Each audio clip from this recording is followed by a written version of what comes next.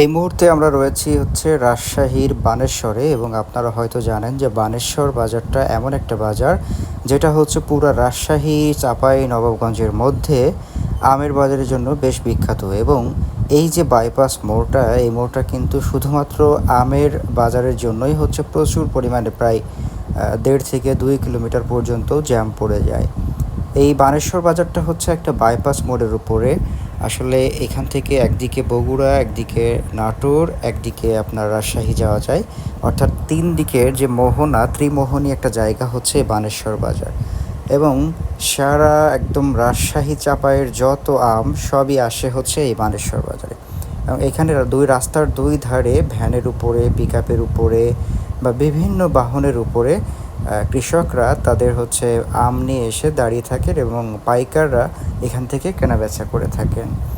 এবং আপনি এখানে ক্ষীরসাপাত বা হিমসাগর বা গোপালভোগ এ জাতীয় নানান আমাদের যে দেশীয় জাতগুলো রয়েছে সেই দেশীয় জাতের একেবারে সুন্দর ফ্রেশ আম কিন্তু সংগ্রহ করতে পারবেন।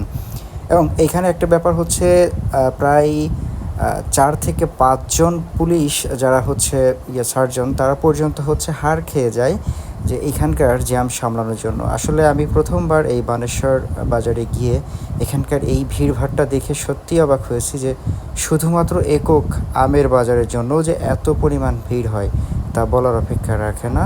এবং এখানে প্রচুর প্রচুর আম পাবেন, আপনি একবার ঘুরেও আসতে পারেন।